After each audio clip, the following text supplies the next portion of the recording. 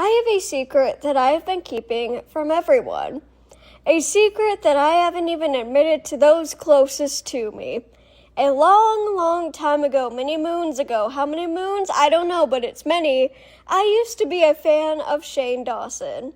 Now hold on, I know you're getting out those pitchforks and cracking your knuckles to type a comment, but hear me out first. I was in middle school before I knew anything about him. I had no idea he had done bad things. All I knew was, ooh, YouTuber make cool conspiracy videos, pea-sized brain must consume. That's what my mindset was in middle school. But now, we know the truth about one of the original YouTubers on the platform, and today, because, well, I have nothing else to do, I will be going through a timeline of some of his biggest controversies to explain what's so horrible about him. And I say biggest controversies in case I end up missing something, because there is a lot. Hello, kings, queens, and everything in between. I'm Lizzie, and if you're new, welcome. If you're not new, welcome back. I cover everything from the goofy and silly to the downright dark and disturbing, so without further ado, let's begin. So before we look into what went so wrong with this once beloved creator, let's take a look at who he is first. Shane Dawson is a content creator and overall influencer who has done everything from being a beauty guru, as you kids say, to things like food and toy reviews, to of course his beloved conspiracy theory videos. Starting his channel September 21st, 2005 and posting his first introduction video in 2008, making him a YouTube original, he began posting regular uploads of sketch comedy, videos he made in high school, and music that he created. Was it good music? Let's just say as a musician myself, I am ashamed to have even heard one of his songs, but I digress. While he did start uploading in 2008, he had already been making short sketch videos and other creative projects since the age of 7. However, in 2008, he also began another channel known as Shane Dawson TV, and here he would post short films and longer sketch videos, as well as his series Shane Dawson and Friends, where he'd dress up as different characters for comedy sketches, which this is where he actually gained some notoriety. However, for context, every character that he portrayed came from a stereotype and were constantly being racist and homophobic. Also for context, that type of humor at the time was shock content made to upset people. That's just what people did on the internet back then. People still do that today. But that's also not an excuse, and it doesn't make it right. He'd also often make jokes about incest, suicide, rape, racism, drugging, and pretty much any horrible thing you can think of.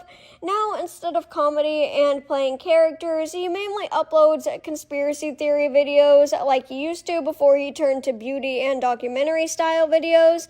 He does have a Shane 2 channel in which he also posts longer conspiracy videos, except they're mostly part of his Shane Dawson podcast that he has now. And he's much more active on that channel as of right now. Now, I have not watched his content in a very, very, very long time. It has been years. But last time I checked, he had a dog named Nuno and a cat named Cheeto, which remember Cheeto for later because he will be important. I believe he has other pets too, but Cheeto is who you need to keep in mind. Now that you know a bit about him as a creator, let's dive into the main controversies he's had throughout his time here on YouTube. First, James, Charles, and Tati Westbrook. In the year of pure hell known as 2020, Shane was involved in what many actually dubbed Dramageddon 2.0, because what else were creators gonna do while stuck inside all day? I guess you need some kind of entertainment. This all began once Shane uploaded his docu-series called The Secret World of Jeffree Star. While filming, the two became close in what was meant to be an expose of some kind, giving fans a look into Jeffree, who is arguably one of, if not the most controversial beauty figure on YouTube, mainly for his racism, anti-Semitism, and accusations of SA and violence. At the end of the series, they also released the Shane Dawson x Jeffree Star makeup collaboration. Now, let's fast forward to Tati Westbrook, who posted a video entitled Bye Sister, in which she details why her and James Charles would no longer be friends. Why? In the video, she accused Charles of spreading lies about her and accepting a sponsorship by Sugar Bear Hair, who was a rival company to her own brand called Halo Beauty. He was also accused of harassing straight men and making comments about her and other beauty influencers. Jeffree Star also got involved by backing up Westbrook and saying there is a reason he banned Charles from visiting his home and why he didn't see him since Westbrook's birthday earlier that year in February. Now, where does Shane lie in all of this? Don't worry, I'm getting to that. A year after the feud was supposedly put to rest, Westbrook uploaded a video in which she claimed both Jeffree Star and Shane Dawson manipulated her into making the video, in which she accused James Charles of spreading lies about her and supporting the rival vitamin brand company to hers. Westbrook said that she didn't make the video because of vitamins, but because she was being lied to by Star and Dawson, which included them allegedly telling her that there were several victims of Charles that were going to come forward, and specifically Dawson said that Charles had been, let's just say, hurting minors. Which version of events is true? I have no idea, but this is a controversy Dawson was involved in, and only one of many. 2. Predatory quote-unquote jokes and actions. A user on Twitter known as Miss Hemlock compiled a huge thread of evidence where Dawson was predatory towards preteens and younger minors. In one video, he stated that he has looked up CP, which we will refer to as cheese pizza. In another clip, he asked a really young fan to do sexual acts for him on camera. He kissed a 12-year-old fan at a meetup, swapped gum with a different 12-year-old fan at a meetup, and solicited very inappropriate images from his underage fans on TinyChat, which I absolutely cannot repeat what he asked because that is horrific and disgusting, and to think that he now has children. Even if he were quote-unquote joking, what the hell is the punchline? That pedophilia is funny? There was also a video of him sexually gratifying himself to a poster of then only 11-year-old Willow Smith. I would not want him around my fucking dog, much less a child, which brings me to my next point, zoophilia.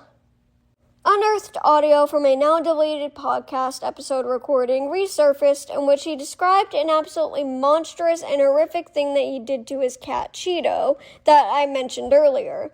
I really do not want to repeat what he said word for word, so let's just say he essayed his cat or said that he did. He made a statement saying that he's never done anything with his cat and that story was fake and a quote-unquote joke, but even if that's true, why the fuck would you say that shit about your cat or even think it? Also, if he's saying these things as jokes, heavy quotes around jokes again, imagine what happens behind closed doors when nobody's looking. That's just something to ponder in your little noodle there. Racism. Remember how I said earlier he used to dress up as characters for comedy sketches? Well, in one video, which he has admitted that he's done, so this has been confirmed, he wore a wig and was doing stereotypes of black people while also saying the N-word. He stated this in his video entitled, "Taking Accountability." Me, as a white person wearing a wig, playing a character, doing stereotypes, and then saying the N-word is something I probably should have lost my career for at the time.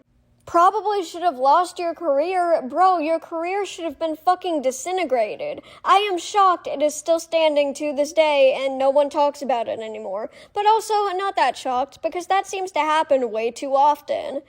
There was also a resurfaced video of him doing blackface, which he admits that he didn't just do once, but several fucking times. He has been doing a lot of this for a relatively long time, but has often been rewarded for it with praise, more fans, and even got to star in and direct his own film called Not Cool. I have not watched it, I am not going to watch it, but I've been told it is horrendous.